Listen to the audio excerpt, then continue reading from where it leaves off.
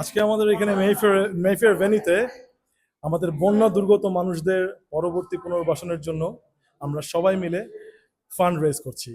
ইংল্যান্ডের যত আর্টিস্ট আছেন, ব্রিটিশ বাংলাদেশি আর্টিস্ট কমিউনিটি, আমরা একসাথে হয়েছি, একাত্মতা প্রকাশ করেছি এবং সবাই একসাথে নিচে গাইতে গাইতে আমরা আজকে ফান্ড রেজ করব বন্যা দুর্গত মানুষদের পরবর্তী পুনর্বাসনের জন্য। কোন কোন শিল্পী আছে এখানে কিছু বলেন? টু বি অনেস্ট, আমরা কিন্তু এখানে আমাদের কমিউনিটির এভরিওয়ান ইজ কামিং। আসলে যারা যারা বিজি তারাও আসলে they are popping in. So আমাদের এখানে গৌরীদি ছিলেন, আলোর ভাই ছিলেন, আমাদের one and only Shirin Sawad, one and only Pritam Ahmed, এবং everyone literally. I mean, I'm sure there is Chef Ali, there's so many bands, এবং we're very lucky to have them on board today. এরকম প্রোগ্রামে আপনারা কেমন সাড়া পাচ্ছেন জনগণের কাছ থেকে? Absolutely. আমাদের already we have raised about 1,500 pounds for this event, এবং eventually I guess end of the night it would go a bit further. ওকে, আবার নেক্সট এরকম কোনো প্ল্যান আছে কিনা এরকম জনগণ সহযোগিতা করার জন্য আগামী কোনো প্রোগ্রাম? টু বি অনেস্ট, আমরা আসলে সত্যি কথা বলতে অনেক আগে থেকেই এই কাজগুলো করছি। 2008-এ আমি এবং আমার ব্যান্ড বাংলা ব্রিগেড আমরা সিডরের জন্য 1,500 পাউন্ড তখন আমরা উই ডোনেটেড, আমরা মানে অবভিয়াসলি ফান্ড রেজিং কনসার্ট করে। অ্যান্ড দেন আমাদের দেশ আসলে বন্যা দুর্গত, বন্যা কবলিত।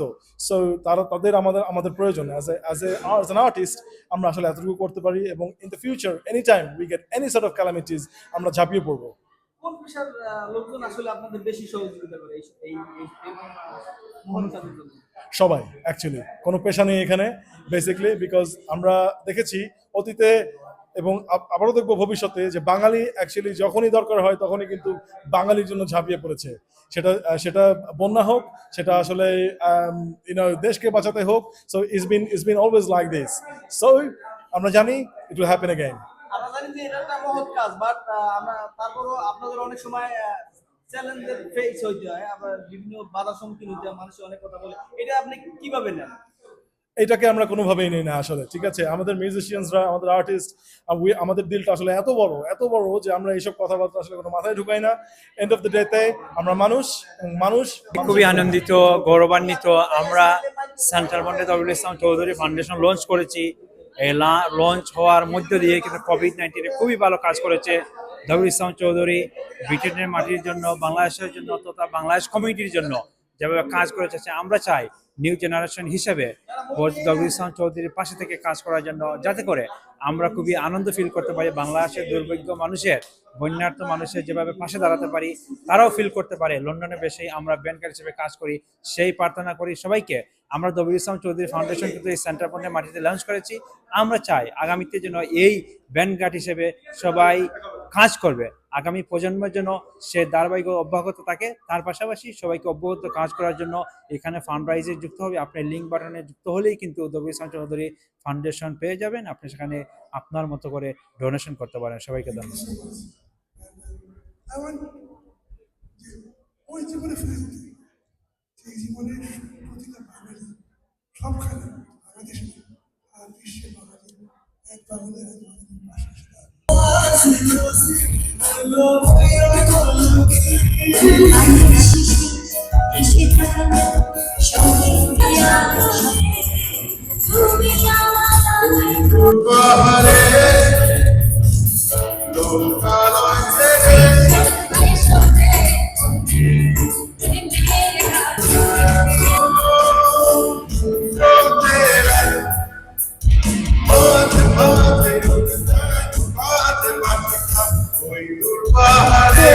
এই প্রোগ্রামে স্পন্সর করে যেভাবে ইয়ে করতেছেন, আমি স্পেশালি দোয়া করি আল্লাহর কাছে যে মানুষের যেন সাহায্য হয়। Thank you very much.